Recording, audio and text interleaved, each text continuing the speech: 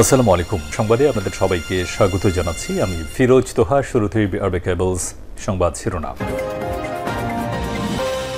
দখলদার ইসরায়েলি বাহিনী, ফিলিস্তিন এবং ইরান যুদ্ধ চলছে, আর এই মুহূর্তে আমাদের হাতে এসছে ভয়ঙ্কর কিছু গুরুত্বপূর্ণ আপডেট সংবাদ। প্রথমেই জানাবো, ফিলিস্তিনের সতর্কতা জারি, আল আকসা মসজিদ ভাঙার পরিকল্পনা ইসরায়েলিদের। মুসলিমদের তৃতীয় পবিত্র স্থান আল আকসা মসজিদ ভেঙে সেখানে ইহুদি মন্দির স্থাপনের পরিকল্পনা করছে দখলদার ইসরায়েলের অবৈধ বসতি স্থাপনকারীরা। হিব্রু ভাষায় বিভিন্ন প্ল্যাটফর্মে নেতারা আলোচনা চালাচ্ছে। এর পরিপ্রেক্ষিতে সতর্কতা জারি করেছে ফিলিস্তিনের পররাষ্ট্র ও প্রবাসী মন্ত্রণালয়। এদিকে যুদ্ধবন্ধে পূর্ণাঙ্গ চুক্তির আলোচনা চায় হামাস। এছাড়াও গাজায় ইসরায়েলি হামলায় আরও ৬৪ জন নিহত হয়েছে।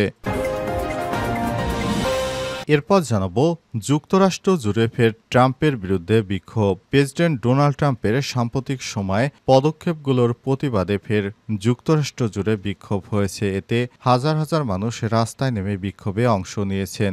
বিবিসির প্রতিবেদনে বলা হয়েছে, 5050 নামে পরিচিত এই বিক্ষোভের অর্থ হল 50 রাজ্যে 50 বিক্ষোভ, আর একই মে সরকার পতন।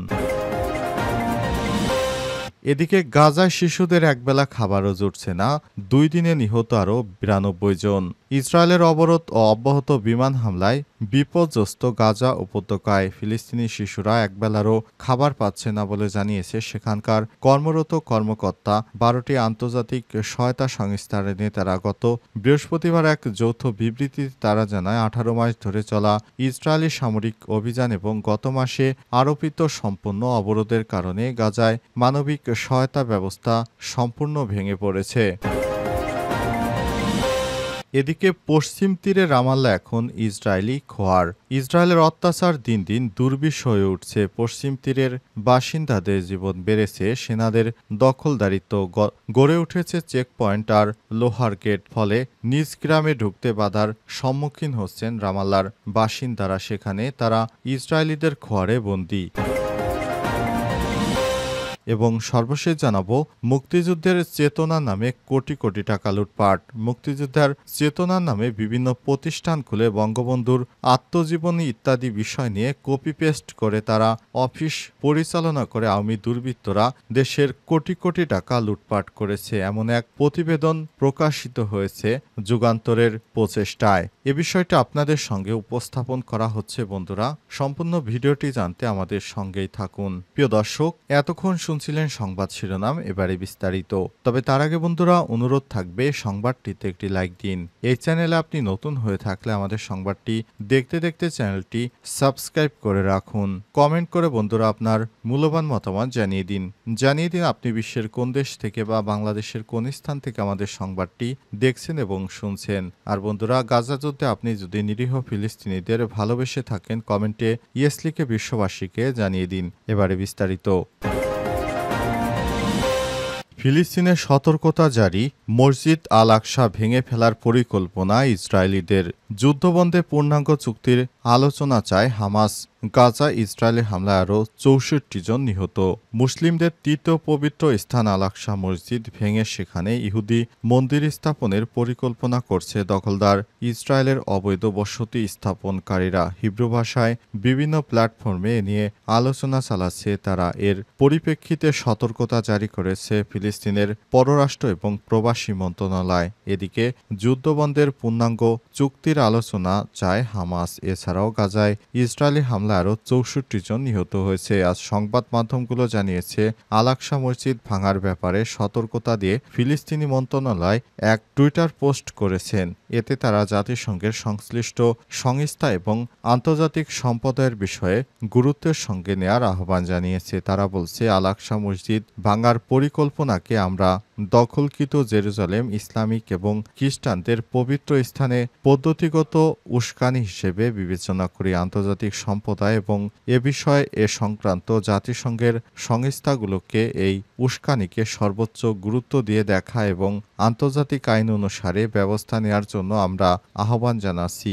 ইসরায়েলি অবৈধ বসতি স্থাপনকারীরা প্রায় মুসলিমদের পবিত্র স্থানে গিয়ে তাণ্ডব চালায়। এ নিয়ে থাকা সত্ত্বেও তারা সেখানে ধর্মীয় প্রার্থনা করে। তাদের নিষেধাজ্ঞা তবু তারা সেই স্থানে যায়। এতে তাদের সরাসরি সহায়তা করে দখলদার ইসরায়েলের নিরাপত্তা বাহিনীর সদস্যরা। তারা জোরপূর্বক ফিলিস্তিনিদের ভূখণ্ডে বসতি স্থাপনের পাশাপাশি আল আকসার ভিতরে ঢুকেও মাঝে মাঝেই তাণ্ডব চালাচ্ছে। কিন্তু দখলদার ইসরায়েলি সেনারা তাদেরকে সমর্থন দিচ্ছে, নিরাপত্তা দিচ্ছে।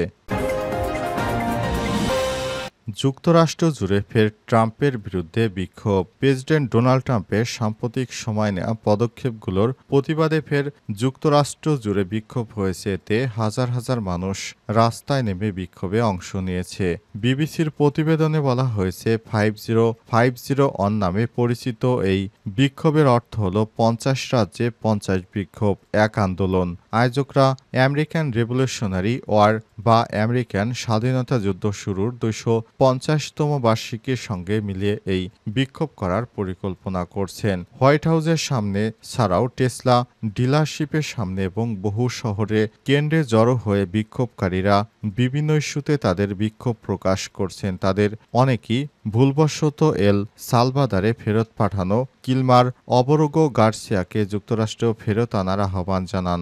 সম্প্রতি সময়ে যুক্তরাষ্ট্রের রাজনৈতিক প্রতিবাদ সাধারণ ঘটনায় পরিণত হয়েছে। বিশেষ করে গত এপ্রিলে ট্রাম্প বিরোধী হ্যান্ড অফ বিক্ষোভে বিশাল পরিমাণে মানুষ অংশ নিয়েছিলেন। জনমত জরিপগুলো বলছে প্রেসিডেন্ট ট্রাম্পের জনপ্রিয়তা কমে গেছে।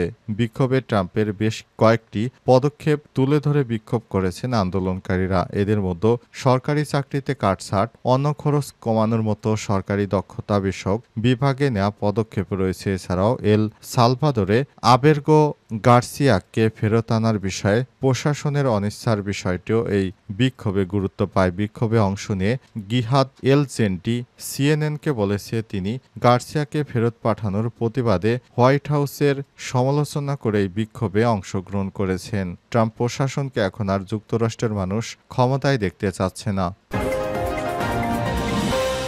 গাজায় শিশুদের একবেলা খাবারও জুটছে না। 2 দিনে নিহত আরও 92 জন।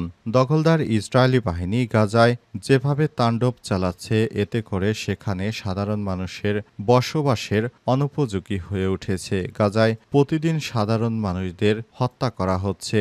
সেখানে সাধারণ মানুষ খাবারের জন্য কোনো কিছুই পাচ্ছে না। সাধারণ মানুষ যে দুবেলা দুমুঠো খেয়ে পরে বেঁচে থাকবে, সেই ব্যবস্থাই দখলদার ইসরায়েলি বাহিনী বন্ধ করে দিয়েছে। গাজায় তারা বিভিন্নভাবে হামলা চালাচ্ছে। বিশেষ করে হেলিকপ্টার থেকে অবৈধ ইসরায়েলি বাহিনীরা সরাসরি নিরীহ ফিলিস্তিনিদের তাঁবুতে, যারা খোলা আকাশের নিচে বসবাস করে, তাদের তাঁবুতে লক্ষ্য করে গুলি চালাচ্ছে।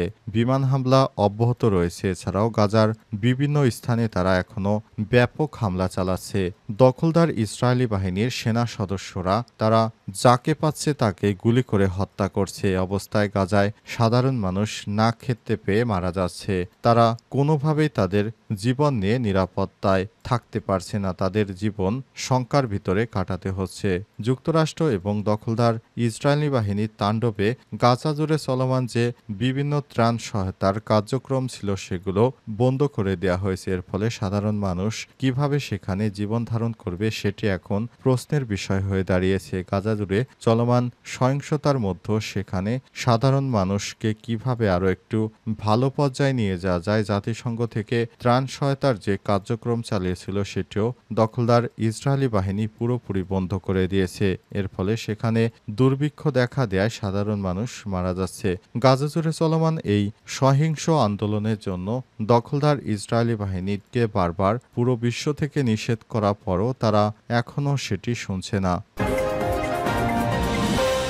মুক্তিযুদ্ধের চেতনা নামে কোটি কোটি টাকা লুটপাট। বঙ্গবন্ধু ও আদর্শ মুক্তিযোদ্ধার চেতনা বাস্তবায়ন প্রকল্পের নামে কোটি কোটি টাকা লুটপাট হয়েছে। প্রকল্পের অধীনে 13টি গবেষণা বিষয় রয়েছে। তবে আমি ঘনিষ্ঠ বুদ্ধিজীবীরা এসব প্রকল্প করে সেখান থেকে বাংলাদেশের কোটি কোটি টাকা অর্থ লুটপাট করেছে। সেখানে তারা পালিয়ে যাওয়ার পর সরকার এ বিষয়ে গবেষণা করে কোনো তথ্যই পায়নি। বিশেষ করে শুধুমাত্র অফিস করে কপি পেস্ট করে এই প্রতিষ্ঠানগুলো দাঁড় করে আছে, কিন্তু প্রকৃতপক্ষে মাঠ পর্যায়ে প্রতিষ্ঠানগুলোর কোনো চিহ্ন নেই। এমনই বিভিন্ন প্রতিষ্ঠান পেয়েছে তারা। 2022 সালের জানুয়ারিতে বঙ্গবন্ধু আদর্শ মুক্তিযুদ্ধ চেতনা বাস্তবায়নের নামে একটি প্রকল্প গ্রহণ করে ক্ষমতাচ্যুত আওয়ামী লীগ সরকার। এতে ব্যয় ধরা হয় 23,52,00,000 টাকা। প্রকল্পটির মেয়াদ শেষ হবে জুন। ইতিমধ্যেই কাজের 80% সম্পন্ন দেখে সব মিলিয়ে 13,25,07,450 টাকা তুলে নেওয়া হয়েছে। বিষয়টি মন্ত্রণালয়ের নজরে এলে প্রকল্প বাস্তবায়নে স্থগিত রেখে তদন্ত করতে দেয়া হয়। এর আগে 4 ফেব্রুয়ারিতে অনিয়ম ও দুর্নীতির তদন্ত পর্যালোচনায় একটি কমিটি গঠন করে জাতীয় মুক্তিযুদ্ধ কাউন্সিল 8 সদস্যের কমিটি আহ্বায়ক করা হয়েছে। সেখানেও একইভাবে টাকা লুটপাট করার বিভিন্ন প্রমাণ পাওয়া গেছে। এই ঘটনায় সেখানে সরকার নড়ে চড়ে বসেছে। কিভাবে দখলদারিত্ব করে সেখান থেকে কোটি কোটি টাকা পাচার করেছে আওয়ামী লীগের সরকার, এই বিষয়টি সামনে আসতেই তারা নড়ে চড়ে বসেছে।